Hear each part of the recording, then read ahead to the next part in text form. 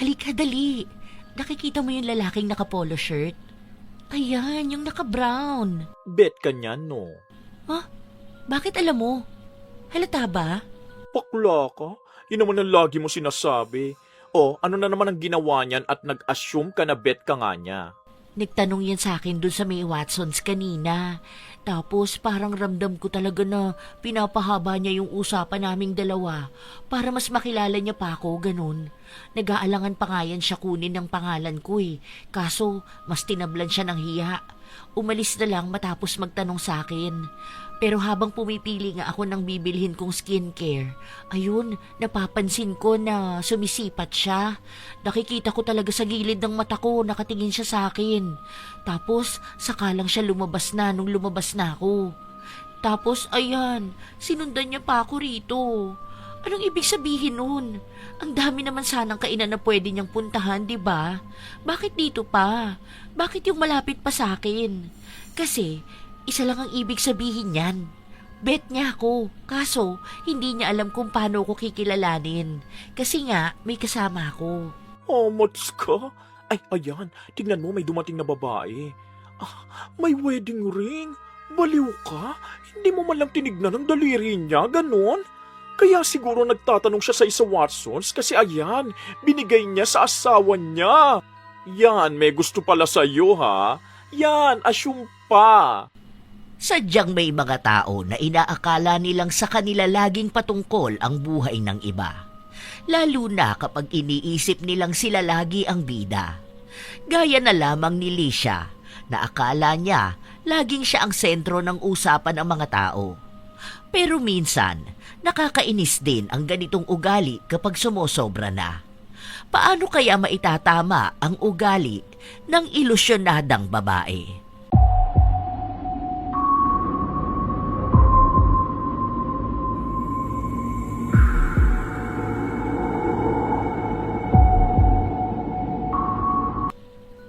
Be, tingnan mo yung nasa likuran natin. Huwag kang papahalata Dahan-dahan ka lang tumingin. Yung parang napadaan lang na tingin. Yung naka-stripes. Ayan, yung orange. Banda doon nakaupo malapit sa cashier. Huwag mong titigan nga. Oh, anong meron doon? Bagito?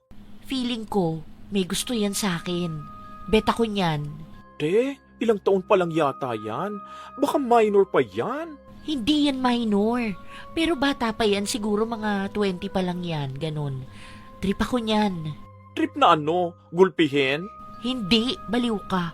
Trip ako niyan. Bet ako niyan. Ay, ayun na naman siya, oh. Si gandang-ganda sa sarili. Aber, paano ka naman naging bet ng bagito na yon, ha? Ano na naman ang nahit-hit mo dyan at iniisip mong gusto ka nga niya? Kasi kanina, di ba, dumaan ako doon papuntang CR. Tapos ito mga barkada niya, napatingin sa akin. Tapos siya rin. Ayun, naghihiyawan ng mga barkada niya na parang tinutulak siyang kausapin ako. Feeling ko kanina nung dumaan sila sa harapan natin, ayun, nakita ako. Nagkagusto sa akin. Sinabi niya sa mga barkada niya tapos gustong kilalanin ako. Malamang mahihiya yun. Baka kasi isnabin ko lang o kaya sungitan ko. Madalas kasi akala nila sa mga magaganda, hindi namamansin, di ba? Tapos kada mapapatingin ako doon, nakatingin din siya sa akin. Alam ko kapag ang isang lalaki may gusto sa akin, baka akala niya kasing edad niya lang ako, di ba? Minsan kasi mga ganyang kabataan, akala nila kasing edaran lang nila tayo eh. Hindi nila inaakala na na trentahin na tayo. Girl, dapat ikaw palang pinangalanan na gandara at hindi ako, no? Anong mukhang bata ka? Yung buhok mo nga haba ng uban, huy! Paano mo naman maipapaliwanag yung mga tingin niya sa akin, ha? Malay mo naman, napatingin lang sa'yo. Tapos ikaw tong si assuming, akala mo may gusto na sa'yo. Hindi ka mabebet niyan, huy. Mukha kang nanay niya. Grabe ka naman. Paano mo naman maipapaliwanag yung tuksuhan ng mga barkada niya? May mga ganyang bagito kasi. Mga ano yan, mapagbiro. Baka mamaya hindi ka bet tapos napagtripang kang biruin ka nila doon sa tropa nila. Kada titingin o lalapit ka, hihiyaw sila. Pero hindi ibig sabihin na bet ka na nun. Ang gawin mo, ubusin mo na yung kinakain mo at anong oras na. Overbreak na naman tayo. Sasabunin na naman tayo ng boss natin yan eh. Basta, alam ko na bet ako niyan. Kaso hindi pwede kasi ayoko sa mga bata. Kapag nasa ganitong edad na talaga tayo, ang nagkakagusto na sa atin, kundi matanda bata naman. Napailing na lang si Gandara habang nagsasalita ang kanyang kaibigan na para bang sigurado nga siyang may gusto sa kanya ang binatilyo. Ilang taon na silang magkakilala dahil sa trabaho nila. Siguro ay mahigit 8 taon na rin. Walang ibang kaibigan si Lisha maliban kay Gandara dahil madalas ay naiinis sa kanya ang mga nakakausap niya. Lagi siyang sinasabihan na ilusyonada dahil kung ano-anong iniisip niya. Gaya na lang kung may gusto sa kanya ang isang tao. Habang nasa trabaho sila ng kaparehas na araw, may isang katrabaho sila na nagbigay ng pagkain sa kanila. Tigi-isang mansanas lang naman sila nun. Pero iba na naman ang naisip ni Lisha. Sabi sa'yo, bet ako niya ni Joshua. Ano, bet ka na naman? Nagbigay ng apple sa akin. May apple din ako. May apple din sila dun, oh. Anong akala mo? Ikaw lang ang meron? Hindi ba? Nahihiya kasi yan kapag ako lang ang bibigyan niya, kaya ang ginawa niya, dinamay na lang kayong lahat.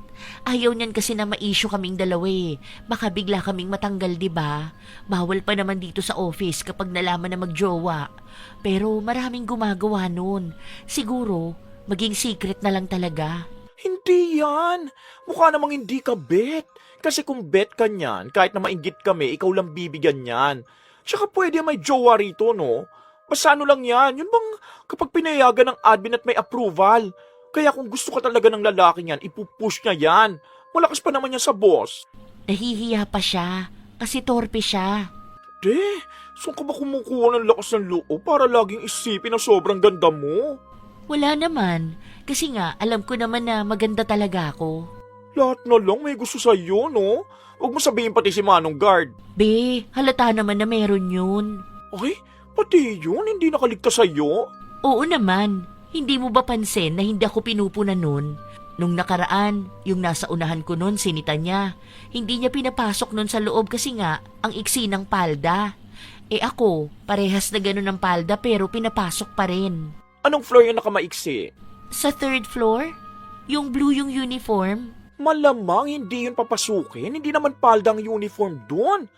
Ay, sobrang assuming mo. Palda ang uniform nyo rito, kaya nga may color coding ang uniform para madali nilang masita kung sinong mali ang suot na pambaba. Hindi ko talaga aharangin noon kasi nga alam niyang palda ang uniform dito. Hindi lang yun, no? Lagi pa siyang nag-good morning sa akin. Tapos kapag uwian na, lagi siyang nagsasabi ng, ingat! Tapos magsasmile lang siya sa akin. Matagal na akong gusto nun. Kapag nga pumapasok ako, sinasabihan niya akong ang ganda ko raw. Fresh pa rin daw ako kahit na uwian na. Ang dami niyang compliment sa akin, ha? Isa pa, nahihiya lang yun kaya ganun siya sa akin. Isipin mo, ang hirap ba naman magkagusto kung sa office girl ka magkakagusto, tapos security guard ka, di ba? Sino ba dun yung tinutukoy mo? Si Kulot. Mabait talaga yun. Ganyan din siya sa akin eh. Ano, may gusto siya sa akin? Hindi ko lang yung gaanong binibigyan ng mali siya kasi normal lang yun. Tsaka jowa niyo isang lady guard dito, no? Yung laging kabugang makeup. Ikaw kasi akala mo, lahat may crush sa'yo. Basta, ako alam ko na iba siya kung tumingin sa akin. Iisa lang ang ibig sabihin nun. Gusto niya talaga ako. Ayaw mo lang paniwalaan kasi.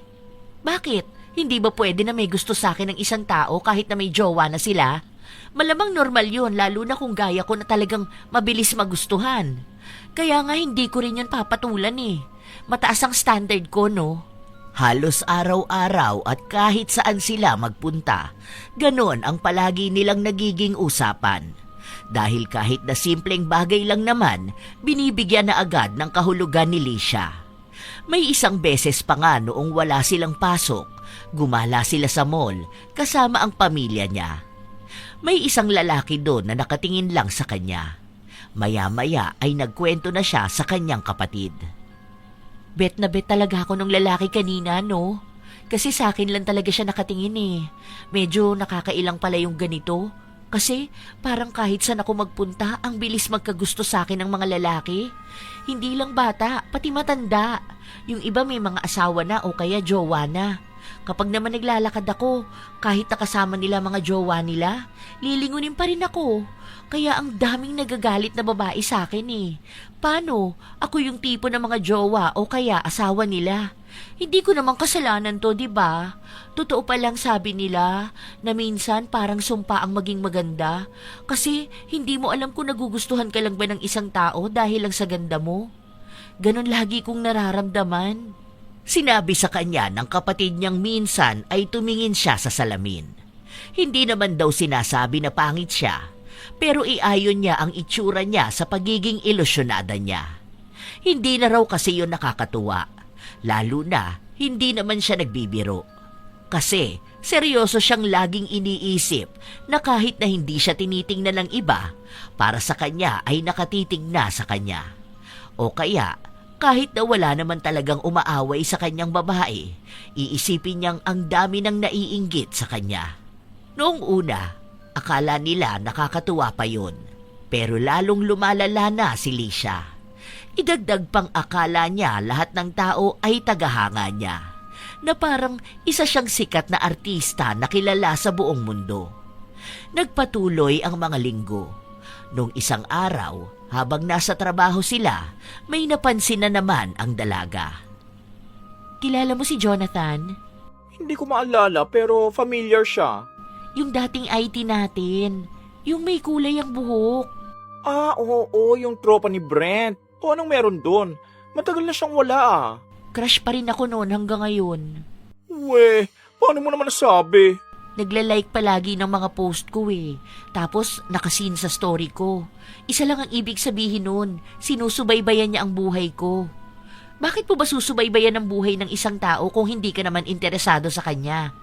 Feeling ko, gusto ko nun ayain lumabas, nahihiya lang siya kasi iniisip niya na baka may jowa na ako. Minsan nag-chat yun sa akin, nangungumusta. Amats ka talaga no? Tapos nangutang siya, kaso hindi na ako binayaran. Okay na yun, kasi sabi nila, nangungutang daw ang crush mo sa'yo kasi gusto niyang maalala mo siya para hindi siya mawawala sa isip mo. Saan mo na naman yan nalaman, ha? Nabasa ko lang sa kung saan. Nabasa mo sa gaya mong tanga? Talagang nag-assume ka pang gusto ka nun tapos inutangan ka pa talaga? Kinilig ka naman. Alam mo, hindi naman siguro problema ng mga 30 na maging ganyang ka-assuming, no? Kasi ako kahit nahalata ng isang tao, di ko pa rin binibigyan ng meaning. Kasi ayoko mag-assume hanggat hindi sinasabi sa akin. Sa'yo ang lala ng imagination mo. Inggit ka lang kamo sa akin kasi ako ang bilis magkagusto ng mga tao sa akin habang ikaw, laging ikaw ang naghahabol. Nahiya naman ako sa'yo. Na-broken ka doon sa akala mo may gusto sa'yo kahit nakaibigan lang ang tingin sa'yo. Iniiyakan mo isang tao na akala mo mahal na mahal ka kahit na wala namang pakialam sa'yo. Huwag ka nga dyan. Hindi mo naman makakaila na marami talagang tao na may gusto sa akin. Habang nagtatalo ang magkaibigan, may dumating na bagong empleyado. Gwapo. Nung napatingin si Lisha, nakaramdam na agad siya ng pagkahumaling. Napatingin din sa kanya ang lalaki, pero saglit lang. Uy, may dimple siya. Sa akin niya lang nilabas yung dimples niya nung umiti siya. Nagpapakyut siya sa akin. La, sobra naman talaga mag-assume ang babaeng ito. Pamangkin mo na yata ang edad niyan eh. Ano naman, yung iba nga parang nanay na nila, jowa nila. Saka bata pa ako, no? Hindi nga ako mukhang 30 eh. Hindi na yan mahahalata. At talagang ipinaglaban mo pa? Oo naman, kasi tingnan mo sa mga susunod niyan, niligawan na ako niyan. Nalaman nila na Clark ang pangalan ng lalaki at galing siya sa kabilang opisina nila sa ibang lugar. Inilipat lang siya dahil umalis ang isang empleyado. Maayos naman ang simula ng lahat. Mabait si Clark at lahat binabati niya. Gumawa pa nga ng paraan si Lisha para mas mapansin siya. Minsan, sinasadya niyang sabayan ng binata. Kaya siya ang unang nakasundo at naging kaibigan. Good morning, Ma'am Lisha. Kumain ka na? Hindi pa nga eh, mamaya na. Gusto mo po bang isabay na kitang bumili ng almusal? Bibili rin kasi ako sa baba ngayon eh. Ay sige nga, tapos pasabay ako ng kape kung sakali man. Sige lang po. Sabihin niyo lang kung anong gusto niyo. Huwag kang papakagutom ha. Almusal pa naman ang isa sa pinakamahalagang kain sa buong araw. Baka manghina ka niyan. Simpleng salita na wala namang ibig sabihin. Pero kinilig na si Lisha. Ipagyayabang na naman niya yon sa kaibigan niya. Noong nasa baba na si Clark, saka naman dumating si Gandara. May dala itong pagkain para sa kanilang dalawa. 135 yung iwi dyan, be. Wag na, pang lunch ko na lang yan. Mamaya ako magbabayad sa'yo. Akala ko ba nagugutom ka na? Pinamadali mo pa ako. Sana nakabili pa ako ng kutsinta dyan sa labas. Bibilhan na kasi ako ni Clark. Sabi niya, sabayan niya ako kasi baka magutom ako. Tapos nagtanong pa siya kung kumain na ba ako. Ang sweet naman ng bata. Concern sa tita niya. Makatita ka naman dyan. 10 years lang ang pagitan naming dalawa, no? Saka ganun siya sa akin. Kasi, isa lang ibig sabihin nun. Ayaw niya akong magutom. Ikaw ba naman tatanungin mo palagi yung babae kung kumain na siya? Tapos lagi pa siyang nag-good morning sa akin. Tapos, magsasmile siya na labas ang dimples kapag ako yung kausap. O kaya kapag nakikita ko. Malamang bet ako nun. Hindi nga lang masabi kasi nga, bago lang siya sa office. Bakit kaya hindi mo lang hintayin ng isang tao na magsabi kung gusto ka nila? Kesa lagi mong pinangungunahan ng iniisip. Malay mo naman, basic human decency lang naman yon. Normal naman batiin ka ng good morning. Normal lang itian ang katrabaho mo. Ano ba yan? Normal magpasabay ng pagkain. Che, inggit ka lang talaga. Kasi kahit na sino nahahata ko. Baka bet mo rin yung si Clark. Ay no, hindi ako papatol sa bata, no? Siguro kung ilang taon lang ang tanda niya sa akin. Ewan ko sa'yo, baliw ka. Gagawin mo pa akong kakumpetensya dyan sa ilusyon mong pagmamahal na yan? Basta ako nagugutom na ako. Bahala ka dyan. Kaya ganyan ka, lagi ka kasing nagpapalipas ng kain. Maya-maya lang din ay dumating na si Clark. May dala din siyang kape na pinapabili sa kanya ni Lisha. Kaya halos hindi mapakali sa upuan niya ang dalaga. Kaiisip na yun na nga ang unang hakbang ni Clark para lang mapalapit sa kanya. Dahil nasundan pa yun, madalas nang hindi kumakain ng almusal si Lisha para lagi siyang isasabay ng bili ni Clark. Minsan pa nga, naunang pumasok si Gandara kaya naabutan niya ang tanungan kung anong bibilhin nilang almusal. Ikaw, madam, sasabay ka po ba? Hindi na, kumain na ako sa bahay. Lagi naman ako nag-aalmusal sa amin eh. At yung sister ko, lagi maaga gumigising para sa mga junakis niya. Ay, sana all. Yaan mo yan, tayong dalawa na lang ang mag-order. Sagot ko na ang delivery fee. Ay, wow, talaga po ba, ma'am? Salamat po. Ang ganda mo na, ang bait mo pa po. Bakit pa hindi ka nag-aalmusal sa bahay niyo? Mag-isa lang po kasi ako nakatira doon. Minsan kasi hindi ako nagigising na maaga. Iniisip ko rin na pwede naman dito na ako kumain. Kasi kapag nagluto pa ako, baka sumobra pa po. Mapanis lang sa bahay. Nasan ba mga magulang mo? Nasa Pampanga po. Andun din mga kapatid mo? Ano yun? Wala ka bang kakilala na dito lang nakatira? Meron po, yung jowa ko. Ha? May jowa ka? Opo, matagal na po kami nun. Magpa 5 years na kami next month. So 18 nung naging kayo? Aba, may jowa ka naman pala. Loyal ka ba sa jowa mo? Baka naman mamaya niyan. Ay, seryoso po ako Hindi ako nang bababae. Sa sobrang loyal ko nga kahit na babae na lumalapit sa akin, ayaw ko pa rin. Minsan naman siya nagbibigay ng pagkain sa akin, lalo na kapag maaga siya nagigising. Kaso ngayon, salungat yung oras ng duty namin eh. Tulog pa siya kapag papasok ako. Tapos nakapasok naman na siya kapag uuwi na ako. Ang dami ko na pong sinabi. Sige po, bili na muna ako ng almusal. Yun lang po ba, Ma'am Lisha? Hindi ka na po ba magpapasabay ng kape? Hindi na kumibo pa si Lisha dahil nasasaktan na agad siya. 1 buwan pa lang naman sa trabaho si Clark, pero para bang ang lalim na ng pagmamahal na nararamdaman niya para sa binata.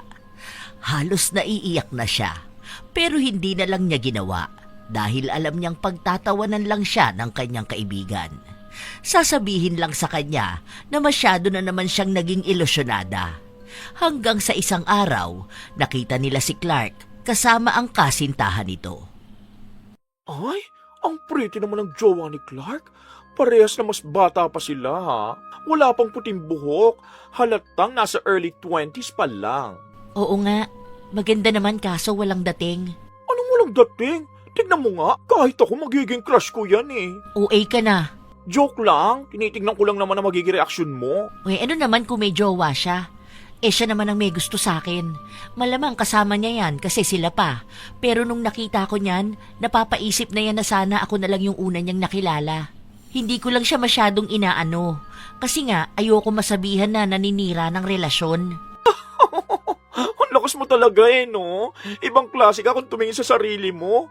Para kang laging main character, no? Main character naman talaga ako. Hindi niyo lang matanggap. Kaya ang dami kong haters. Imaginary haters, no?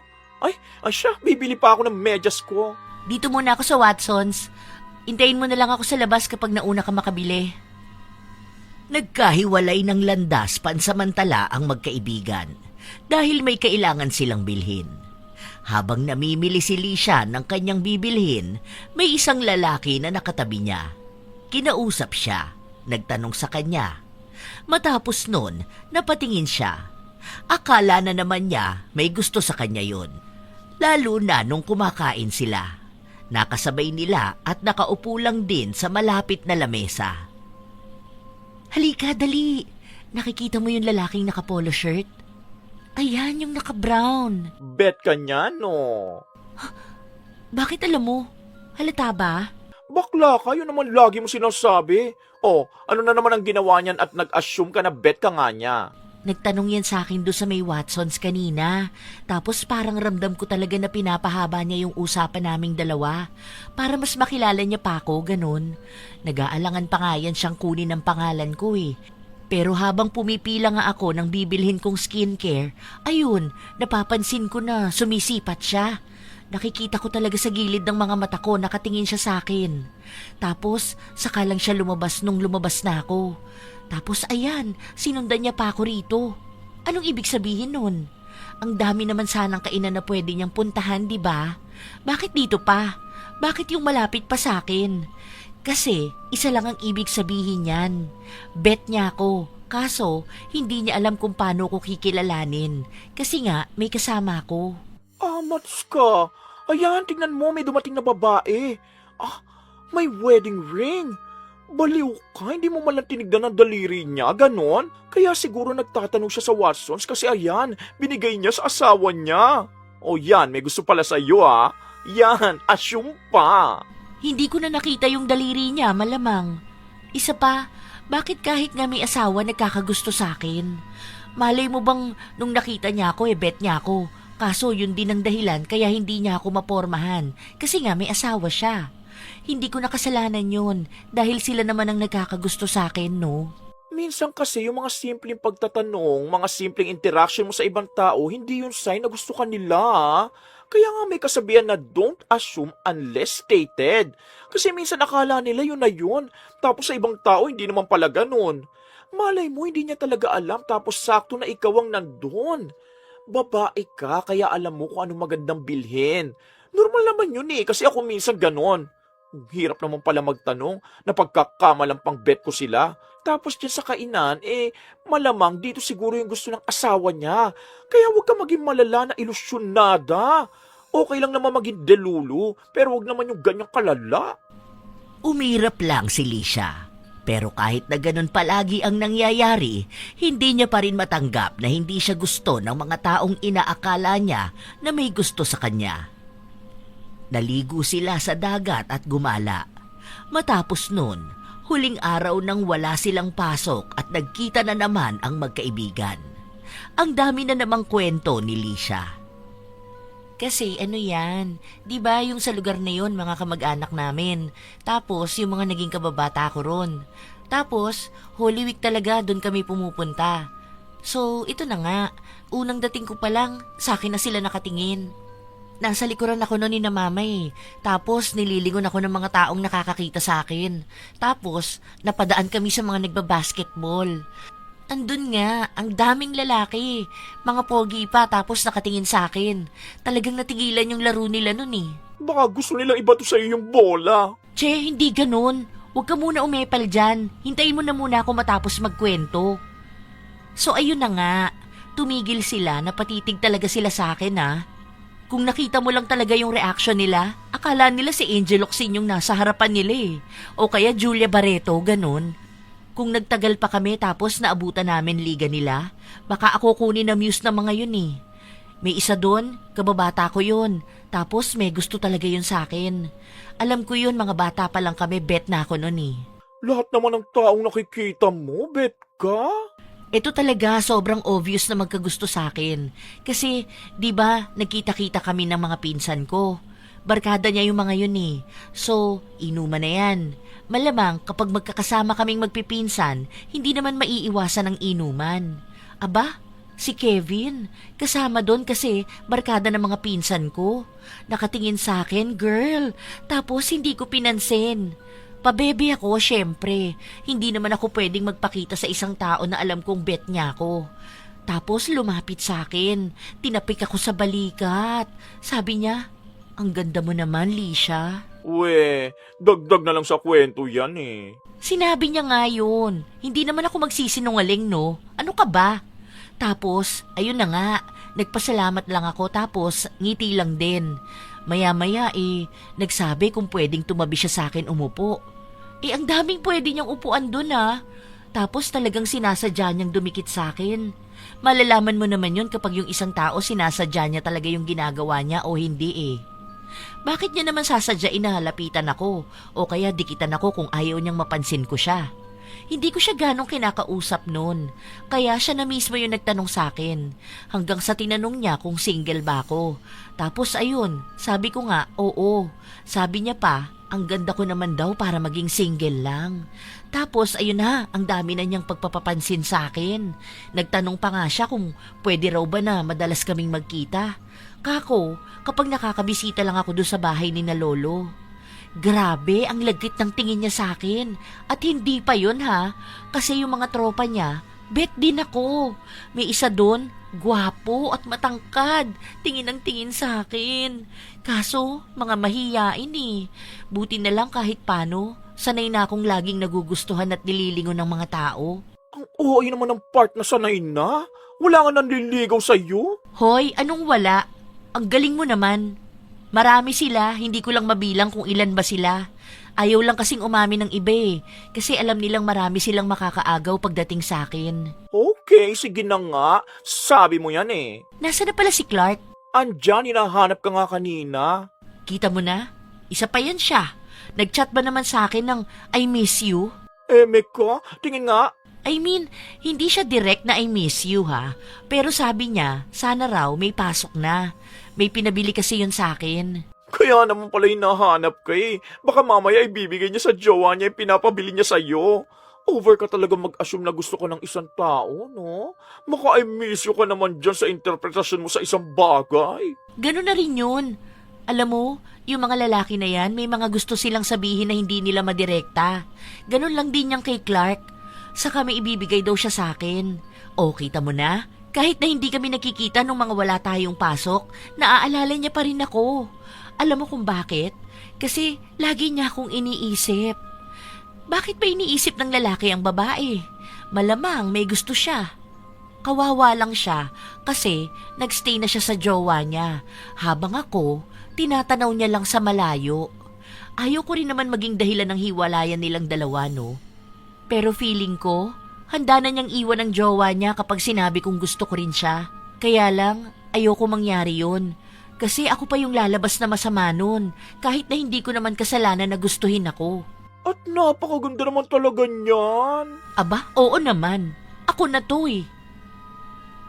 Lumipas ang mga oras habang nagtatrabaho sila, panay ang sipat ni Lisha kay Clark na minsan ay napapatingin din sa kanila. Nagsesenyasan sila, tapos bigla na lang silang magtatawanan. Binaliwala lang yon ni Gandara nung una, pero para bang sa mga sumunod na araw, lagi na lang silang ganun. Kaya pinuna na sila ni Gandara. Hoy, nasa trabaho talaga kayo. Saka may jowa yan siya, ha? Ano na naman bang napapansin mo? Ay, wow, talaga bang hindi mo alam kung ano-anong pinaggagawa niyo ni Clark? Tapos ano tong naririnig ko na lalabas kayo, Aber? Lalabas nga kami, kasi nagpapasama siya sa akin na may bilhin. Feeling ko talaga ito na yun eh. Parang may something na kaming dalawa, hindi niya palang mapagtapat sa akin yung nararamdaman niya. Pero alam ko na meron na. Gusto mo bang maging kabit? Break na sila ng jowa niya nung nakaraan pa. Break ko dyan. Naniwala ka naman doon. At bakit hindi? Kino-comfort ko nga siya eh. Kasi alam ko na nasasaktan siya sa ginawa sa kanya ng ex niya. Kita mo na, ako lang pinagkakatiwalaan niya. Kasi hindi niya sinabi sa kahit na sino sa inyo na hiwalay na sila. Nagpapapaniwala ka sa ganyan? Hindi sana sobrang lugmok niyan kung totoo man nahiwalay na sila, no? Baka may tampuhan lang sila. Habang nag-uusap ang dalawa, dumating si Clark. May dala pa itong inumin. Para sa'yo, madam. Naalala ko kasi na gusto mo yan eh. O sige, balik na ako sa pwesto ko. Kilig na kilig si Lisha habang nakatingin sa inumin na inabot sa kanya ni Clark. Napapailing na lang ang kanyang kaibigan. Kaya hinayaan na lang siya sa pantasya na ayaw naman niyang makaalis. Ilang linggo pa ang lumipas. Hindi lang si Clark ang laging hinaharot ni Lisha. Kasama na rin ang kung sino mang tao na iniisip niyang may gusto sa kanya. Kasama na rin ang mga hindi niya kilala. Minsan pa, isinama siya ni Gandara sa isang handaan kung saan naroon ang mga kapatid ni Gandara. May ipinakilala rin sa kanila na bagong nobyo ng kapatid ni Gandara. May gusto sa akin yung jowa ng kapatid mo. Sabi ko sa'yo eh, kaya ayoko sumama. Baka mamaya niyan mag-away pa sila dahil lang sa akin. Sino na naman? Ayan o, yung jowa ni Karil. Shoota ka? Lahat na lang? Pati ba naman yan? Kanina pa kasi yan kakaiba yung tingin sa akin. Nakita ko talaga siya. Nung pinakilala pa lang siya sa atin eh, kakaiba na siyang tumingin sa akin. As in talaga. Tapos ngumiti siya nung napadaan ako sa harapan nila. Parang gusto niya akong kausapin. Kaso lang, andyan kasi yung kapatid mo. Hindi ka na talaga nahihiya, no? Bakit naman ako mahihiya? Wala naman akong ginagawang masama. Kapatid ko yung jowa. Kasalanan ko pa ba ngayon na nagkakagusto sila sa akin? Ay, ewan ko sa'yo. Ganyan lang talaga tumingin yan. Kasi kakaiba yung mata niya. Tignan mo nga kung tumingin siya sa tatay namin. Ganyan din sa sinasabi mo. Huwag mo sabihin na may gusto rin siya sa tatay namin. Alam mo kung ano kasing problema sa'yo? Ang hilig mong mag-assume. Puro na lang kung anong nakikita mo. Sana man labo yung mata mo ng bongga para wala kang makita sa paligid mong ikaka-assume mo. Hoy, bakla ka! Grabe ka naman kumanumpa sa akin. Para namang gigil na gigil ka dyan. Sa nakakainis naman kasi talaga yung ganyan. Inggit ka lang kamo. Masama pa naman ang nanunumpa ng tao. Masama rin naman mag-assume. Hindi natapos ang pagtatalo ng dalawa. Pero kahit na ganon ay magkaibigan pa rin naman sila. Hanggang sa lumipas ang ilan pang mga linggo. Nagkakamabutihan na sina Clark at Lisha. Kaya minsan, inaya ni Clark ang dalaga pero sumama si Gandara. Kaya naman inis na inis din si Lisha. Bakit sumama ka pa? Paano naman makakapagtapat sa akin yung si Clark? Anong ipagtatapat niya sa'yo? Kung ako sa'yo, te, umiwas ka na. Masama ng kutob ko. Pinapaasa ka lang yan. Tapos ikaw naman, tanga-tangahan. Hindi ka niyan gusto. Ang gusto niyan yung ginagawa mo sa kanya. Nililibre mo na siya, tapos binibigyan mo pa ng mga regalo na hindi naman dapat. Ay ano naman sa'yo? Pera ko naman yun. Saka pinapakita ko sa kanya na deserving ako, na ako ang soulmate niya. Kaya nga ayoko maging assuming ka, kasi masasaktan ka na, magagamit ka pa. Huwag mo nga akong pakialaman. Huwag ka na sumunod sa amin ha. Hayaan mo kaming dalawa. Talagang pinigilan ni Lisha ang kaibigan niyang sumama sa kanilang dalawa ni Clark. Pero matigas din si Gandara, kaya sunod siya ng sunod. Kada gagasto si Lisha para sa lalaking gusto nito, si Gandara ang pumipigil. Kaya nahiya na lang ang binata. Maaga rin silang umuwi. Sa inis ni Lisha, nagpunta na lang siya ng bar para mag-inom kasama ang mga pinsan niya. Naiinis naman kasi ako. Paano ba naman, chance ko na yun magka-jowa? Baka naiinggit lang yung kaibigan ko na yun, no? Ako kasi sikat ako sa amin eh. Sa office o kahit na saang lugar ako magpunta. Gaya ngayon, ang daming nakatingin na lalaki sa akin. Ang daming gustong dumikit at kumilala sa akin. Hindi ko naman kasalanan na gustuhin akong tao, di ba? Pinagaang na lang ng mga kaibigan niya ang kanyang kalooban. Sinabayan siya sa pagiging ilusyonada niya para lang hindi madagdagan ang pagsamaan ng kanyang loob. Simula rin ang mga araw na yon, huminto na si Clark na maglalapit kay Lisha at ang hindi alam ng dalaga ay pinagsabihan na pala ito ni Gandara. Lalo na noong nalaman nitong hindi naman sila hiwalay ng kanyang nobya. Ginagamit niya lang si Lisha para sa kagustuhan niyang makatipid kapag nililibre siya ng pagkain. Umiiwas sa akin si Clark Buti naman. Baka sobrang nafo-fall na siya sa akin, ano? Baka kamo nakukonsensya na siya kasi may jowa siya. Hindi naman sila hiwalay. Nagkabalikan lang siguro. Baka akala niya wala na siyang chance sa akin, kaya bumalik na lang siya sa ex niya. Kasi naman, iniisip niyang sobrang taas kong tao na mahirap maabot. Kaya malamang, babalik siya dun sa taong ibinaba niya ang standards niya. Kasi hindi niya masyadong maabot yung akin. Saka, nakikita ko na nasasaktan siya. Nahihirapan siyang tanawin na lang ako sa malayo. Na baka gusto niya akong makuha, kaso nag-aalangan siya. Kasi nanliligaw rin sa akin si Joshua. Sino na naman yan? Yung IT. Baka si Joshua. O kung sino man siya. Paano mo naman nasabi na gusto ka nun? Nung nagpagawa kasi ako ng PC ko sa kanya, nag-smile siya sa akin. Tapos ang sabi niya lang, aayusin niya agad yung PC ko at uunahin yon kaysa sa mga naunang nagpagawa sa kanya. Tapos, siya pa naghatid nun pabalik sa table ko. Tapos nagtatanong siya sa akin kung kumusta ang trabaho. Mga ganong bagay, narinig yun ni Clark. Baka bigla siyang nagselos, no? Tapos lagi ko pang nakakasabay sa elevator yung IT na yun. Tapos, nagsismile siya sa akin. Tapos, kapag nakikita kami, tinatanong niya kung okay na ba yung PC ko. Sabi ko, okay naman na. Kapag may problema raw, sabihan ko lang siya.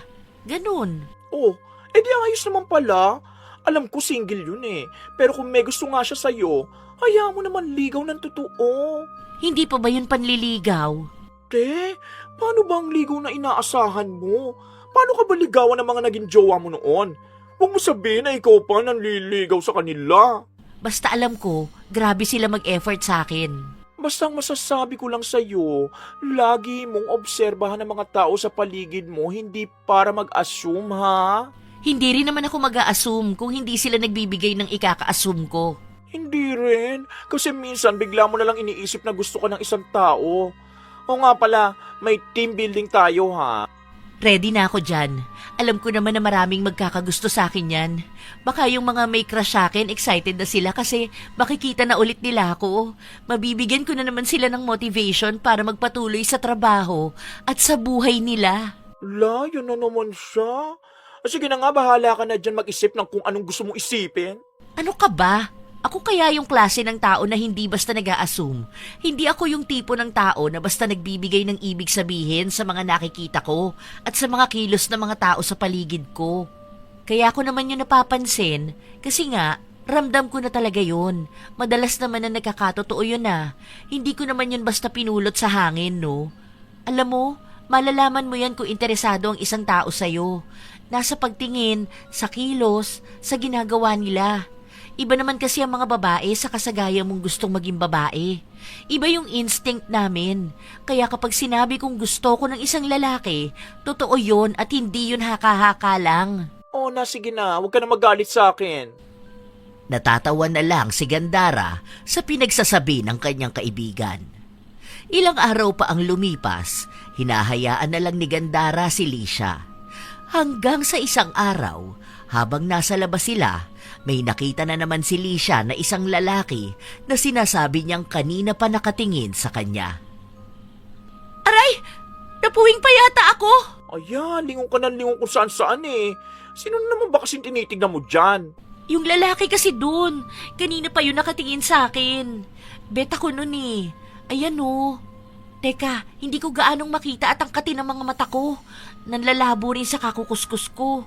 Basta, yung lalaki na nakaupo dun sa bandang dulo. Baliw ka, bulag yun eh. Paano ko naman makikita? Ayan nga, o nangangapa siya. May hawak pang, ano bang tawag dyan sa stick na pangkapaan nila kapag naglalakad? O ayan, may umaalalay pa sa kanya oh. Kaloka ka naman, girl. Kaya siguro nakatitig sa'yo kasi isang direksyon lang yung tinitingnan niya. Kasi wala nga siyang makita. Bulag! Imbento ka na naman. Hindi ko kasi makita at ang labo ng mata ko sa malayuan. Ang sakit naman ng puwing ko. Wala na, ayan na, umalis na sila.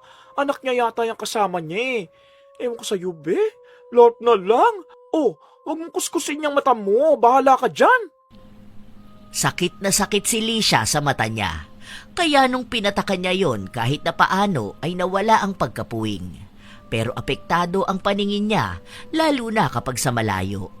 Nahihilo rin siya kapag tinititigan niya ang mga tao. Hindi niya kasi alam kung sa kanya ba nakatingin o hindi. Halos 1 linggo na ganon, kaya naisipan na niyang magpatingin ng mga mata. Bukas na lang siguro, wala naman tayong pasok eh.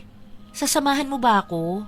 Hindi, Kerit eh. Aalis ako bukas. May lakad kami ng mga sisi ko eh. What time ba kung sakali? Para naman matignan ko kung masasamahan kita. Hindi na. Siguro kaya ko na yan. Sa EO naman ako papatingin eh. Baka kailangan ko na rin magsalamin, ano? Ay, update mo na lang ako, te. Sana naman yung update tungkol sa mata mo, no? Hindi tungkol sa magiging bet ka na magtitingin ng mata mo. O sige, gogora na mi, babush. Naiwan sa opisina si Lisha dahil may kailangan siyang tapusin. Nanakit kasi ang mata niya kanina kaya hindi niya natapos ang report niya. Nung umalis na ang lahat, napansin niyang naroon pa si Clark. May tinatapos lang din si Clark, pero ang ibig sabihin nun kay Lisha, sinadya ng binata na hintayin siya para sabayan siyang umuwi. Hindi nga siya napansin ito. Nakita na lang siya nung tumayo siya para umuwi na. Madam Ganda, sabay na tayo. Ngayon ka lang din pala uuwi. Siyempre, hindi naman kita pwedeng iwan, di ba? We, sinadya mo talaga na maghintay sa akin? Ano pa ba? Malamang hihintayin kita. Ano, diretso uwi ka na ba? Ayaw mo bang kumain muna tayo? Inaaya mo akong lumabas? Eh, kung hindi ka lang naman busy, di ba? Parang ang sarap kumain ng pares, no? Lalo na may kasama kang kapares. Loko ka? Sige, totally wala pa naman akong luto sa bahay. Pang dinner ko na rin. Dahil naghintay ka sa akin, ako naman lilibre sa'yo. Nakalibre na naman si Clark ng pagkain bago siya umuwi. Si Lisha naman ay ngiting-ngiti hanggang sa makauwi siya. Dahil hindi siya makatulog sa kilig, tinawagan niya ang isa sa mga pinsan niya para magkwento. Ano sa tingin mo? Totoo naman ang hinala ko na may gusto sa akin yun, di ba? Hindi naman sa pagiging delulu. Kita mo ikaw ba naman hihintayin ka ng isang lalaki na umuwi, tapos nag-aalala pa kung kumain ka na ba? Tama naman hinala ko, di ba? Bet niya ako. Ayoko lang sabihin sa iba kasi alam mo naman na maraming tao ang hindi natutuwa kapag ganitong usapan. Kinikilig nga ako tapos lagi pang nakasmile sa akin. Sinabayan na lang siya ng kanyang pinsan at sinabi na minsan daw talagang nahihiya ang mga lalaki na ipakita ang totoo nilang nararamdaman. Kaya buong magdamag hanggang madaling araw ay gising pa rin si Lisha. Kinabukasan, puyat na puyat ang mga mata niya kaya hindi siya nakapagpatingin para sa salamin niya. Kasabay din nun na mas lalong nanlalabo ang paningin niya. May punto pa na parang may nakaharang na puti, kaya aninag lang ang nakikita niya sa paligid niya. Nung pinatingin niya naman ito, parang ang payo lang sa kanya ay ang pahingahin ang mga mata niya, dahil maaaring nasosobrahan lang din siya sa pagtitig sa laptop. Nung araw na pwede na siyang magpasalamin, hindi pa rin nakatulong ang grado para luminaw ang paningin niya. Ano bang nararamdaman mo? Try mo kaya munang lumayo ng tingin sa monitor. Hindi naman masakit, pero kapag tumitig ako, ang labo ng mata ko. Pero kapag nasa monitor ka nakatingin, Okay naman, hindi siya okay kapag titingin ako sa malayo. ano ba tinitignan mo sa malayo? Basta, yung mga tao. Si Clark na naman? Huwag mo na lang kasing tignan para hindi lumabo mata mo. O kung sino mang taong nasa paligid mo. Hayaan mo na muna para naman hindi manakit yung mata mo at hindi lumabo. Ano? Alangan namang hindi ako titingin sa mga tao sa paligid ko. Paano ko naman makikita yung ginagawa nila? Paano ko naman makikilala kung sino ba sa kanila yung may gusto sa akin? Huwag mong tignan, ganun lang yung kadali Paano ko naman sila dititingnan? Nararamdaman kong tinititigan nila ako. Wala naman nakatitig sa'yo kahit ngayon, te. Meron kaya, hindi ko lang maaninag. Ayan Si Peter, nakatingin sa akin yan palagi eh. Tulad niyan, ramdam ko na sa akin siya nakatitig. Hindi siya nakatingin sa iyo, hoy! Nakatingin siya sa PC niya. Nakaharap lang talaga sa iyo yung pwesto niya pero hindi kanya tinitignan. Maniwala ka sa akin, te. Ako mismo nakakakita ni hindi umaalis ang tingin ng mga tao sa PC nila, oh. Kahit si Clark, hindi ka sinisipat, eh. Malabo na yung mata mo. Akala mo lahat na nakaharap sa iyo, tinititigan ka. Kaya ganyan siguro para hindi mo napansinin ang paligid mo. Hindi ka na lang mag-focus sa trabaho mo. Tapos kung may gusto man sila sa'yo, hintayin mong silang magparamdam. Hindi yung ikaw ang nag-assume. Hindi ka lang nagsasabi ng totoo, no? Tingnan mo nga lahat sila nakatingin sa akin. Ako yung inspirasyon nila sa trabaho nila. Wow, grabing ambag mo sa kumpanyang ito. Kahit itanong mo pa sa kanila, ah. Okay, sige, sabi mo yan eh. Ikaw na yan, kaya paano naman ako kukontra, di ba? Hinayaan na nga lang ni Gandara ang kanyang kaibigan. Ilang linggo ang lumipas, sumapit na rin ang pinakahihintay nilang team building. Masaya si Lisha dahil pakiramdam niya, siya na naman ang magiging bida. Siya ang inaabangan na makita ng mga katrabaho niya. Kaya nung dumating siya ron, pakiramdam niya, sa kanya na naman nakatingin ang karamihan ng mga lalaki. 2 araw sila sa pupuntahan nilang isla. Masaya naman. May mga nagiging kakampi na lalaki si Lisha sa mga laro nila. Nung nagpapahinga na sila, may isang katrabaho sila na nagbigay sa kanya ng payong para daw hindi siya mainitan dahil papunta sa pwesto nila ang araw. Nakita mo na? Matagal na akong gusto niya ni. Lahat naman may gusto sa'yo eh. Kasi, bakit ako lang yung binigay niya ng payong, di ba? Dapat lahat tayo rito. Kaso, mas inalala niya ako. Kasi nga naman, kapag nainitan ako, baka mahirapan ako rito. Tapos, way niya na rin yun para naman kahit na paano, mapansin ko siya. Ah! Aray! Ang sakit naman ng sinag ng araw sa mata ko. Nanlalabo na naman. Iwasan mo naman kasi magtitingin kung saan-saan. Sabi ko sa'yo magsuot ka na ng salamin mo para hindi ka mapuwing. Ang tigas naman kasi ng ulo mo. Hindi naman mahangin eh. Ikaw ang mahangin. Alam mo kung ako sa'yo, tigilan mo ng titigan ng mga tao para naman mapahinga mata mo. Baka sa susunod yan, hindi ka na talaga makakita. Ayan ka na naman sa mga sinasabi mo. Alam mong masama yan.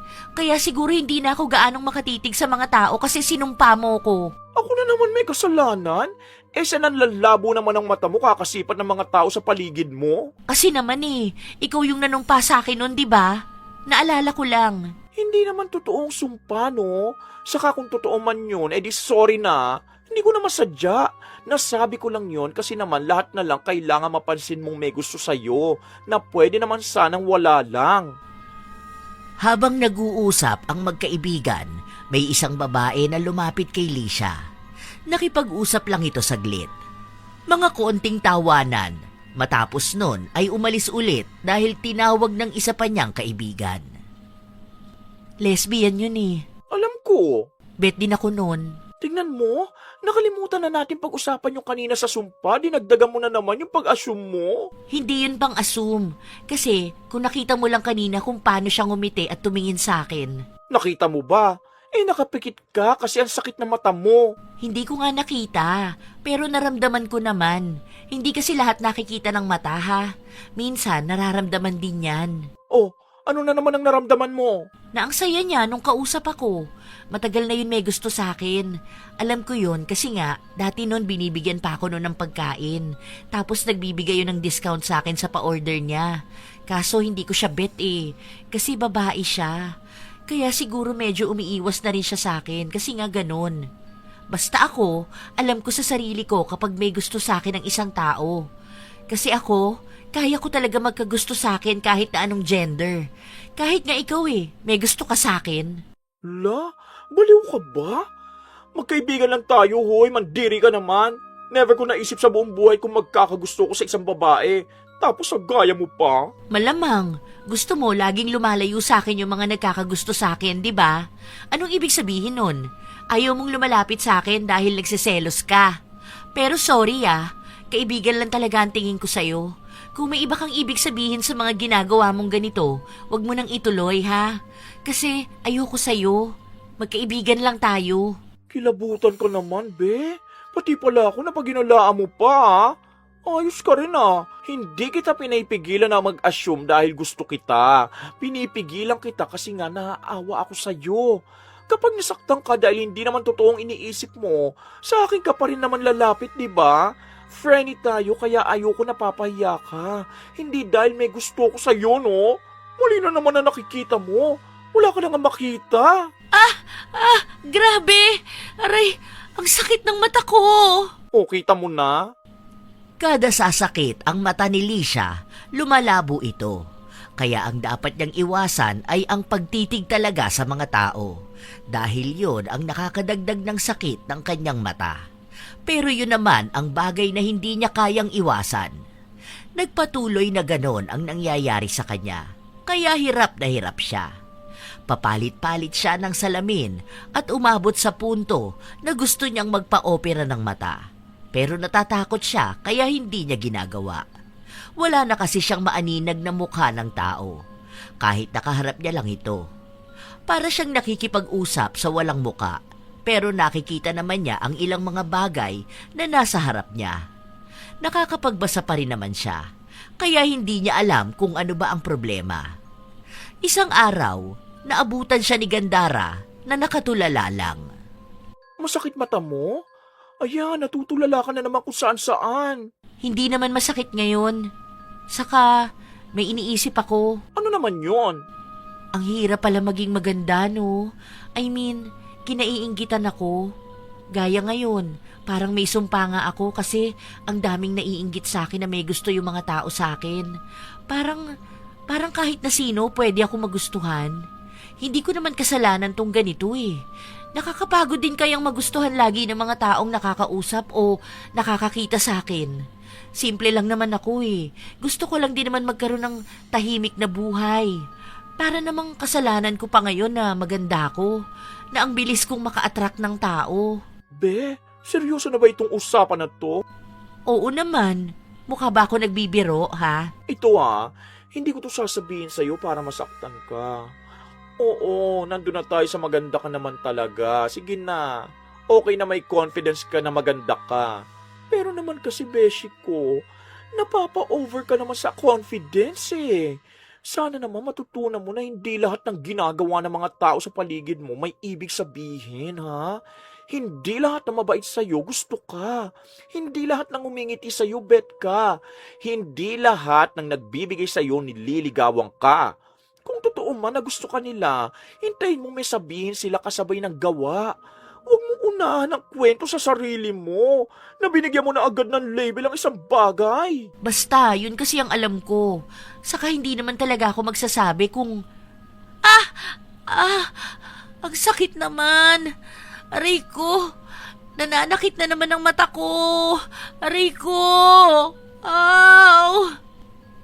Hindi na naman mapakali ang dalaga sa pagkirot ng kanyang mata. Nadadamay kasi ang kanyang ulo dahil sumasakit ito. Kaya umuwi na muna siya noon dahil alam niyang hindi siya makakapagtrabaho kung laging ganun lang ang mararamdaman niya buong araw. Malaki rin ang naging pagbabago sa kanyang buhay at trabaho, lalo na at minsan kailangan niyang manatili lang sa bahay nila. Mabuti na lang at napapakiusapan pa ang kanilang amo at natatapos naman niya ang mga report na kailangan niyang maipasa. Lumala ang panlalabo ng mga mata niya. Kaya nag-isip na lang din ng paraan ang kaibigan niya kung paano nila mareresolba ang misteryo ng sakit ni Lisha na hindi basta maaagapan ng mga doktor. Isang beses, habang nasa trabaho sila, Sa may albularyo, may nakita na ako ito. Tingnan mo. Ay, wag na. Baka mamaya hindi ka na naman makapag-work. Ito siya. Pwede tayo magpunta sa kanya. Kaso lang, kada Friday lang daw siya pwede. totoo ba yan? Te, wala kang choice kundi maniwala. Bahala ka. Kung gusto mong gumaling, sa albularyo naman tayo lalapit. Ayoko niyan. Baka magkagusto pa sa akin yan eh. Be, kahit engkanto, hindi ka bet. Sa Friday, mag-file ako ng leave Sasamahan na lang kita. Kung hindi mo ako crush, bakit ganyan ka? What if suntukin ko na lang yung mata mo? Tinutulungan ka na nga eh. Kasi nakukonsensya rin ako na what if dahil dun sa sumpa ko sa'yo kaya ka nagkakaganyan. para at least malilinis ko ng konsensya ko. Hindi dahil sa gusto kita ha, kundi ayoko makonsensya. Assuming talaga to. Kanina, nilapitan ako ni Clark eh. Oh, ano na namang ginawa niya? Binigyan niya lang ako ng pagkain. Tapos sabi niya, sana gumaling na ako. Sabi niya rin, sana nakikita ko na ulit siya kung paano niya ako tingnan. Kung paano siya maging masaya kapag nakikita niya ako. Kung paano niya ilabas ang dimples niya kapag nakasmile siya. Kasi nga, masaya siya nakausap niya ako. Mga ganung bagay. Nakakakilig nga eh. Kita mo na, kung hindi ako gusto ng taong yun, anong ibig sabihin nun ha? Pinapaasa ka niya kasi alam niyang bet mo siya. Hindi ka niya bet, ikaw ang may bet sa kanya. Yan ang isa sa sinasabi ko sa iyo eh, na huwag ka magpapahalata sa mga lalaki na bet mo sila kasi sasamantalain ka nila. Ikaw kasi halata sa iyo na ang dali mo maloko. Pakitaan ka lang ng konting landi, bigay na bigay ka naman. Kaya ayan, gagamitin ka lang. Hindi naman siya ganun. Kilala ko siya. Kilala mo? Ay talaga ba? Wala pa yung isang taon dito sa kumpanya. Kung kilala mo yan, alam mo may jowa siya tapos ganyan siya sa ibang babae. What more pa dun sa iba pang ganyang katanga sa'yo na madaling utuin? Hay, ayoko ng stress, bahala ka dyan. Basta sa Friday na lang tayo magkakaalaman kung ano ba nangyayari sa'yo. Para malaman ko rin kung makukonsensya ba ako o ano. Nagpatuloy ang kanilang trabaho. Kinabukasan, hindi nakapasok sa trabaho si Gandara dahil sumakit ang kanyang tiyan. Kaya ang madalas nakasama ni Lisha ay si Clark na inuutulang din naman siya. Madam, ikaw na lang magbayad nito ha. Libre mo na sa akin. Total, inalalaya naman kita eh. Sige, okay lang. Ano ka ba? Magkano lang naman yan? Medyo sumasakit lang talaga mata ko eh.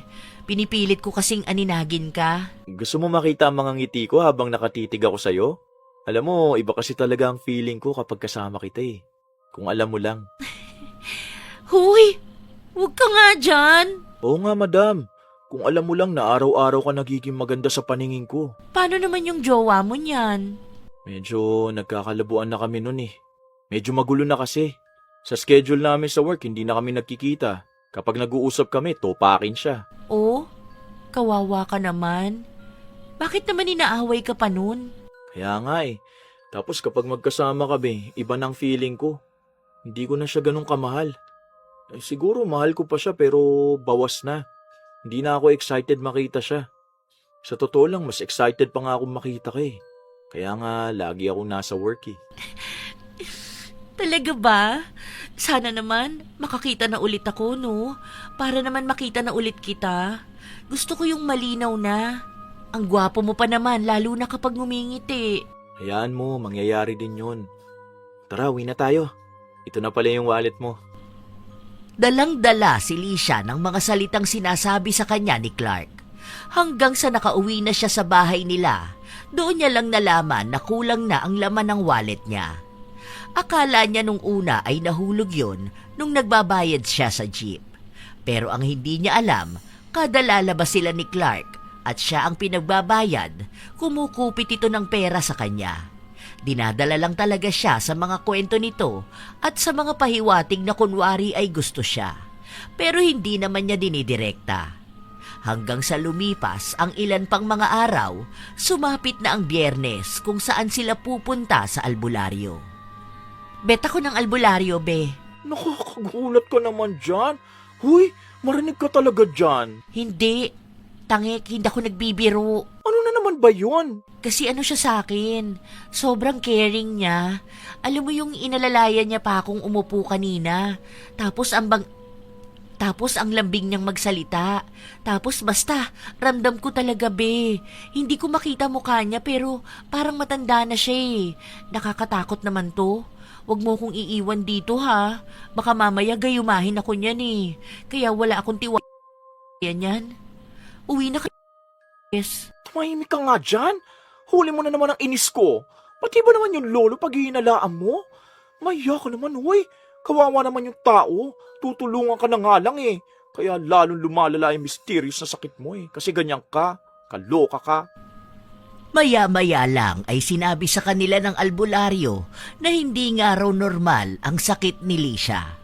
Tinanong pa kung may nakapagbitaw raw ba ng masamang salita sa dalaga at doon na umamin si Gandara. Sinabi niyang hindi niya naman daw sinasadya yun, pero ang sabi niya rin, minsan daw sa mga taong nasusumpa niya ng hindi sadya ay nagkakatotoo. Doon na rin nabigyan ng linaw ang lahat. At tunay nga na dala ng sumpa ang sakit ni Licia. Kaya kahit na hindi pa nakakapagpaliwanag ang albularyo, pinangunahan na ng galit ng dalaga. Inis na inis siya sa kanyang kaibigan. Kaya nga nandito na tayo para nga mapag-usapan na natin tong ganito, di ba? Ang kulit mo naman kasi. Hindi mo muna hintayin yung sasabihin kung paano nga natin matatanggal ang sumpa. Kung alam mo lang kung paano ako nahirapan. Bakit kasi ako pang sinumpa mo? Inggitera ka kasi. Alam mong mas maganda ako sa'yo na mas maraming nagkakagusto. Hindi ko nga sinasadya, di ba? Nadala lang ako sa inis ko, kaya nga nagsorry ako at ginagawan ko ng paraan kung paano ko ayusin yung mali ko. Ang problema kasi sa'yo, hindi ka marunong makinig eh. Mali na nga ako, alam ko na yun. Pero hindi ko naman di masasabi yung mga ganong salita kung inayos mo rin naman ang sarili mo, di ba? Gawan mo ng paraan para bumalik ang linaw ng paningin ko. Pagkatapos nito, wag na tayong mag-usap na dalawa. Agad naman ding umalis noon si Licia. Hindi naman mahirap sa kanya yon dahil hindi naman siya bulag. Malabo lang talaga ang mga mata niya, lalo na kung mukha ng tao ang titingnan niya. Si Gandara naman ay nanatili sa lugar ng albularyo para malaman kung anong pwedeng gawin. Doon na lang sumagawa ng orasyon ang albularyo. Kasabay naman noon ay binigyan siya ng isang bote na naglalaman ng tila ba tubig na may orasyon. Ipapatak daw yon sa mga mata ni Licia 3 beses sa isang araw sa loob ng 1 linggo. Pagkatapos noon, unti-unti na raw babalik ang linaw ng mga mata nito. Kaya yun na lang ang pag-asa nila. Kinabukasan, nung nagkita silang magkaibigan, naiinis pa rin si Licia dahil nga sa naisumpa siya ni Gandara. Sorry na sa nasabi ko. Hindi ko naman talaga sadya yun. Nadala lang ako sa emosyon ko. Kaya mo, hindi na ako magsasabi ulit ng ganon. Mananahimik na lang ako pag meron kang sinasabi na hindi ko gusto. Yun naman ang dapat. Hayaan mo kasi ko eh. Dahil kung anong nakikita at nararamdaman ko, yun naman ang totoo. Wala akong paki sa sinasabi niyong assuming ako. Kasi kung gusto naman ako ng mga tao, eh ano naman, di ba? Oo na, basta gawin mo na lang yung sinasabi ng albularyo sa'yo. Walang palya yan ha. Gawin mo sunod-sunod na araw. Ginagawa naman yon ni Licia at may napapansin siyang pagbabago. At sa mga araw din na lumilipas, hindi na sila gaanong nagkakausap na magkaibigan. Hindi na sila lumalabas na dalawa lang sila dahil ang lagi ng kasama ni Licia ay si Clark. Hindi na pinagsasabihan ni Gandara ang kanyang kaibigan, lalo na kapag nagkukwento ito ng mga bagay na may kinalaman sa kanyang pagiging ilusyonada. Pinipigilan na lang kasi ni Gandara ang kanyang sarili, lalo na at baka may masabi na naman siyang makakaapekto sa kanyang kaibigan. Lumipas ang 7 araw. Naubos na ang pamatak sa mata ni Licia, pero hindi pa rin nagiging malinaw ang paningin niya. Hindi pa klaro yung paningin ko. Baka kulang pa yung pamatak. Pwede ba tayo ulit humingi dun sa lolo na albularyo? Hindi na raw eh. Sabi niya kasi sa akin, 7 days lang daw talaga yan. Ganon? Eh paano na kaya to? Baka naapektuhan na talaga ang mata ko, no? Baka ganito na talaga kalabo. Magpapasalamin na lang siguro ako. Baka nga. May sasabihin pala ako. May bagong employee pala dun sa kina Julie. Lalaki na matangkad. Hindi ko alam. Sino ba yon? Ah, baka yung pinsan ni Clarissa? Yung parang tisoy na kulot ang buhok, yung ba? Oo, yun nga. Pinsan pala yun ni Clarissa. Hindi ko pa nakita kasi. Alam mo bang bet ako noon? Ilang beses ko na yun laging nakakasabay sa elevator eh. Tapos hindi siya makatingin ng maayos sa akin. Pero kapag naman hindi ko siya tinitingnan, nakikita ko na sinisipat ako. Nabalitaan ko nga rin na tinatanong daw nun yung pangalan ko. Baka nung nakita ko noon nagkagusto siya sa akin. Kaso kasi, hindi pwede ngayon. Iba na yung binigyan ko ng chance na ligawan ako. Kasi lagi na kaming nagde-date ni Clark. Nakipaghiwalay na yun sa jowa niya. As in, totoo na hiwalay na sila. Nakita ko mismo yung post ng babae. Ah, okay. Ang OA mo naman mag-react? Ganyan lang talaga? Ano bang gusto mo? Ulit-ulit lang naman ang usapan natin eh. Tsaka baka mamaya niyan may masabi na naman ako, baka biglang sumama ang loob mo sa akin. O baka mauwi pa sa panunumpa na naman. Hindi ka naman matatauhan sa salita eh. Saka nasumpa ka na nga, naparusahan ka na, hindi ka pa rin nagbabago. Baka wala na talagang pag-asa. Bakit ko pa sasayangin ang oras ko sa iyo? OA mo naman. Hayaan mo, babalitaan na lang kita kapag naging kami na ni Clark ha. Baka sa susunod kasi niyan, aamin na siya sa akin. Ramdam ko na kasi lagi na niya akong inaaya lumabas. Lagi niya akong hinihintay na umuwi. Ganun yun, di ba? Lalo na kapag may gusto sa'yo ang isang lalaki, gagawa at gagawa siya ng effort para lang makasama ka niya. Ganun ang nakikita ko kasi kay Clark eh. Hindi na kumibo si Gandara. Hinayaan na lang niya ang kaibigan niya na magsalita. Dahil tama naman siya. Walang salita ng sino man o parusa ng sumpa ang magpapalinaw ng mata ni Lisha na hindi lahat ng nakikita niya ay may ibig sabihin. Kaya kung may ibang bagay na magbibigay ng pagkatuto rito, baka mismong si Lisha ang makakadiskubre nun. Isang araw, wala silang pasok sa trabaho kaya lumabas sina Clark at Lisha. Kumain sila sa labas na sagot ni Lisha dahil lang sabi niya magpapasama lang siya kay Clark na magpasukat ng salamin. Matapos nun, konting gala na lahat ay si Lisha ang may sagot. May mga nakikita rin siyang mga kalalakihan na akala niya may gusto sa kanya. Mga napapatingin lang ng ilang segundo, ang inaakala niya mahal na siya ng mga yon at sinasabi na ang swerte na ni Clark na siya ang napili. Hanggang sa nagpunta sila sa isang parke. Iniisip ni Lisha na baka yun na ang pagkakataon na aamin sa kanya si Clark. Ang ganda rito, no? Ang romantic. Oo nga eh. Dito nagpupunta ang mga couple. Tapos tayong dalawa yung nandito. Oo, at isa pa yun sa masaya. Kasi ikaw yung kasama ko sa ganito kagandang lugar. Dito na lang muna tayo, ha? Pwede naman. Saka may sasabihin kasi ko sa'yo. Hala? Ano yun? Alam mo ba na may gusto akong babae? Totoo ba? Maganda ba yan? Oo, aba, sobrang ganda niya. Sobrang bait pa nun. Sobrang talino. Grabe ka naman. Kaso sobrang daming nagkakagusto sa kanya eh. As in marami talaga. Gusto ko siyang ligawan eh. Gusto kong umamin sa kanya na gusto ko siya. Alam mo yung pinaparamdam ko sa kanya na sobrang special niya sa akin? Kaso hindi ko sure kung gusto niya ba ako. Kasi ang dami talaga may gusto sa kanya eh. Ang dami kong karibal. Alam na alam ko yon kasi ako mismo nakakita na lagi siyang tinitignan ng mga lalaki kapag magkasama kaming dalawa. O kahit hindi kami magkasama, may mga umahanga kasi sa kanya. Sobrang perfect niya. Ano ka ba? Subukan mo lang umamin sa kanya. Pwede naman yun eh. Try mo lang. Malay mo naman, alam niyang gusto mo siya. Na kahit na ang daming nagkakagusto sa kanya eh, ikaw lang yung hinihintay niya. Kung ako sa'yo, huwag ka nang matakot na umamin na gusto mo siya. Bibigyan ka nun ng chance. Alam mo, isa pa sa ano ko, yung age gap kasi namin. Hindi yan. Baka maunahan ka talaga ng iba. Naku, lalo na kung maraming nagkakagusto sa kanya. Sure ka ba? Hindi kaya ako ma-reject? Hindi kita ire-reject. Ha? Alam ko na ako ang tinutukoy mo. Kasi una pa lang alam ko na gusto mo na ako eh. Kasi iba ka tumingin sa akin. Tapos lagi mo pa akong sinasamahan at inaalala. Tapos kahit na ang daming nagkakagusto sa akin, gumagawa ka pa rin ng paraan para mapalapit sa akin. Matagal na rin naman kitang gusto. Hinihintay ko lang tong moment na ganito na mag-confess ka sa akin.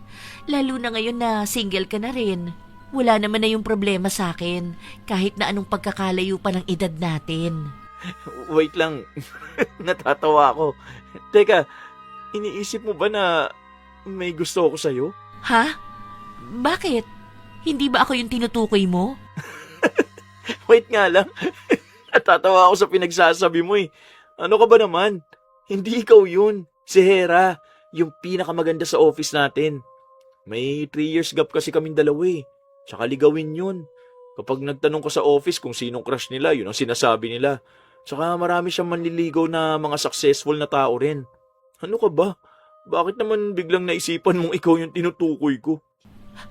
Eh, ano yung ginagawa mo sa akin? Yung lagi mo akong inaaya lumabas? Yung lagi kang nag-aalala sa akin? Ano yun? Kasi ganun akong tao. Saka nanlilibre ka kasi kaya sumasama ako sa'yo. Magkaibigan lang tayo, no? Saka kaidara mo na yung tita ko. Ayokong pumatol sa ganyang edad. Wala namang masama na trentahin ka na pero kasi ayoko naman na pagtawanan ako na parang kailangan ko ng sugar mommy. Yung mga pag-aalala ko sa'yo, hindi ba normal na gawain ng katrabaho yun? Kasi yung iba nating kasama sa office, nagtatanong din naman sila kung kumusta ka na. Pero hindi naman ibig sabihin no, na gusto ka na nila o namin. Nag-aalala kami bilang katrabaho, bilang tao. Nagbibiro ka lang eh. Alam ko naman na ako yung gusto mo. Ako kaya yung gustuhin sa office natin.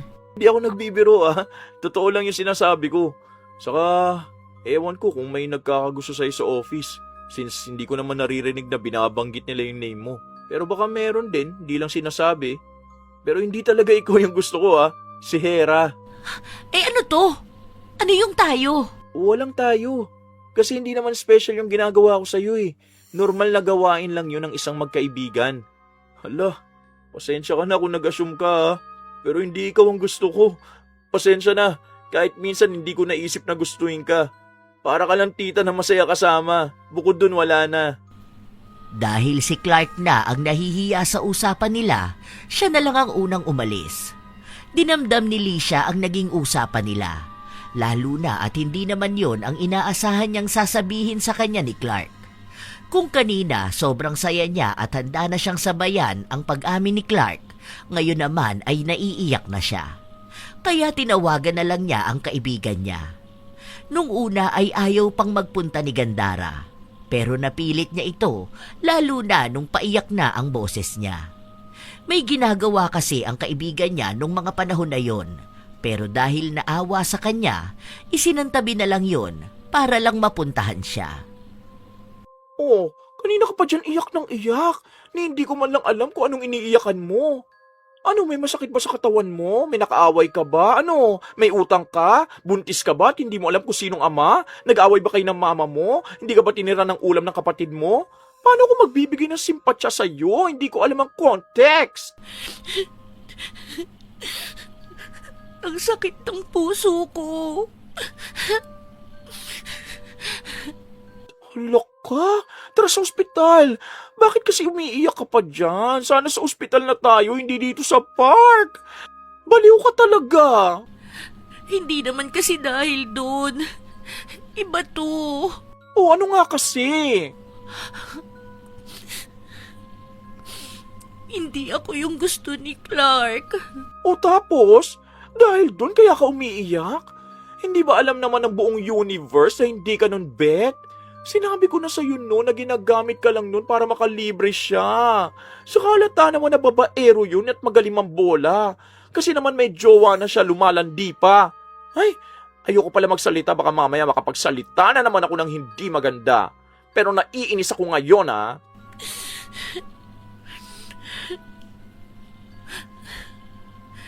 Oo na. Alam ko naman na mali ako Akala ko kasi gusto niya ako. Nakita mo naman mga ginagawa niya, di ba? Ang sweet na namin Perfect couple na kaming dalawa. Akala ko kasi kami na talaga. Kasi may chance naman siya sa akin Pagbibigyan ko naman siya kung manliligaw siya sa akin. Kaso, bakit naman biglang ganito, di ba? Okay, sige, pagbibigyan kita ngayon. Sige lang, umiyak ka ng umiyak dyan kasi baka sabihin mong ang sama ko namang kaibigan kung hindi kita pagbibigyan na makaramdam ng sakit sa pambabase sa ni Clark. Pero habang umiiyak ka, bibigyan din kita ng payo Una, ito ilang beses ko na sinabi sa'yo. Minsan, hindi laging sapat ang kilos lang ng isang tao para masabi mo na may gusto sila sa'yo. Maghintay ka ng gawa at salita. Huwag mag-assume agad. Ihiwalay mo ang intensyon. Hindi lahat ng tao mabait sa'yo may gusto na agad.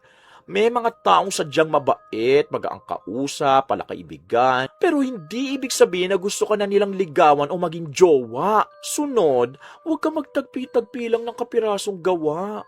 Hindi dahil tinignan ka, nginitiang ka, small talks, gusto ka na. At ito ang pinakamalupit sa lahat. Huwag kang papahulog sa baka. Baka mahal ka, baka gusto ka, baka may feeling sa'yo. Dahil delikado yan sa lahat. Ang lagi kong paalala sa'yo, kilalanin mong sarili mo para hindi ka lagi nagkukulang sa pagmamahal at hinahanap lagi yung sa ibang tao. Huwag kang umasa na magiging realidad ang imahinasyon. Walang masama kung mag-imagine ka ng mga bagay-bagay. Pero ang masama, umaasa ka na meron sa bagay na dapat ay wala. Sana matapos yung pag-iyak mo, luminaw ang mga mata mo. Hindi lang literal na paglinaw na makita mong paligid, kundi makita mo rin ang aral sa mga pangyayaring ganito. Mas lalo lang naiyak si Lisha sa mga sinabi sa kanya ng kanyang kaibigan. Dinamdam niya yon ng ilang araw bago siya bumalik sa trabaho. Ang magandang balita lang na alam niyang nangyari matapos niyang lumuha ng malala, naging malinaw na ulit ang paningin niya. Hindi na niya kailangan ng salamin dahil kitang-kita na niya ulit ang paligid, katulad kung paano niya nakikita noon. Pero may malaking pagkakaiba. Natuto na siyang hindi lahat ng kilos na nakikita niyang ginagawa ng iba ay may ibang ibig sabihin. Nagpatuloy ang ilan pang mga linggo hanggang sa nalaman niyang may bagong kasintahan na si Clark at iyon ay ang babaeng gusto nito. Tinigilan na rin siya ng binata at tamang ngiti lang ang nakikita niya kapag nagkakasalubong sila.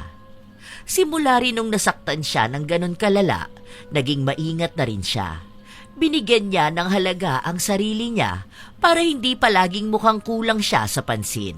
Kaya lagi niyang inaakala na siya ang sentro ng buhay ng ibang tao. Natutuwa si Gandara sa pagbabago ng kanyang kaibigan dahil hindi na niya laging naririnig ang sinasabi nitong may mga taong nagkakagusto sa kanya. Isang araw sa trabaho nila, Oh, may nagpapabigay sa'yo. Happy Valentine's daw. "Loko ka, kanino to galing?" Hulaan mo raw. "Eh, kanino nga?" "Sa'yo to galing, no? Sabi ko na nga ba, bet mo ko eh." Ay no, hindi sa akin no. Kay ano? Kay Axel. Nahihiya si Loco na ibigay sa'yo. Nanlalamot ang tuhod eh. Hindi niya pa binigay, nagkasalubong na kami kanina. Kaya pala pabalik-balik siya. We, totoo ba? Baka assuming lang ako. Yan ang pag-assume mo na tama. Ay, semi lang pala since wala pang confession. Pero yan ang sinasabi kong may action. Sinabihan ko na yun na umamin sa'yo. Sobrang halata na niya eh. Yee!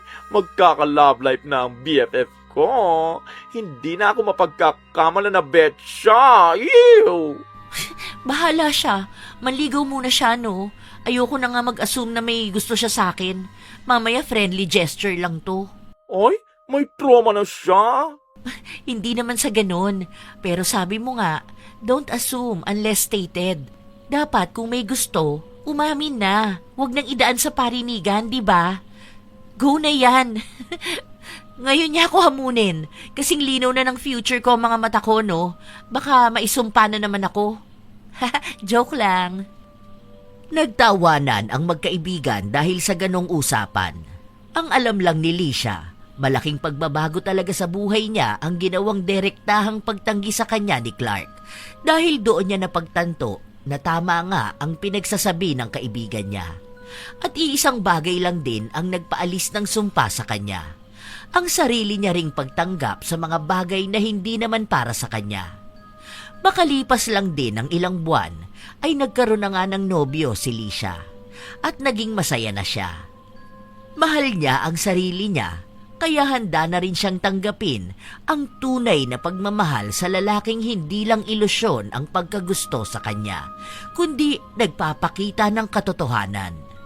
Naging masaya sa kanya si Gandara, habang hindi na talaga sila nag-usap pa ni Clark. Minsan talaga, may mga taong ilusyonada. Mga taong binibigyan ng ibig sabihin ang simpleng bagay. Laging inaakala na gusto na sila ng ibang tao. Minsan, sila ang mga taong gustong piliin din ng iba. Gustong bigyan ng pansin at maging kagusto-gusto. Laging napupuno ang utak nila ng imahinasyon. Kaya inaakala na totoo ang bagay na wala namang malinaw na ibig sabihin. Pero hindi ito maganda kapag nasosobrahan.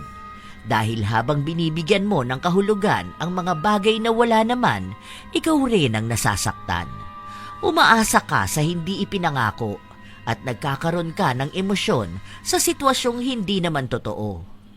Unti-unti, mas pinipili mong paniwalaan ang nasa isip mo kaysa sa realidad. Maiiwasan pa naman ito kung matututo lang na magtanong sa sarili. Kung may linaw bang gawa kasabay ng pagsasabi. Kung nasa imahinasyon lang ba o katotohanan. Kung lagi bang ganun sa'yo o ganun din sa ibang tao. Huwag matakot humarap sa katotohanan kahit hindi ito ang gusto mong marinig. At higit sa lahat, huwag ibase ang halaga ng sarili sa atensyon ng iba. Hindi masama umasa, pero dapat marunong din tayong maghimay ng mga bagay-bagay sa kung alin ang totoo at alin ang gawa lang ng isipan. Kaya wag na wag maging ilusyonada na babae. Kayo ba mga apo, nasubukan nyo na rin bang maging ilusyonada? O may kakilala kayong ganito? Ano ang inyong masasabi at maibabahagi sa aming aral din na natutunan nyo sa inyong sariling karanasan? Maaari nyo yang ikomento para din aming mabasa at naway maging ang kwento na ito ay nakapaghatid ng magandang aral. Ito ang inyong Lola Telang at maraming salamat sa palagi ninyong pagsubaybay at pakikinig mga apo.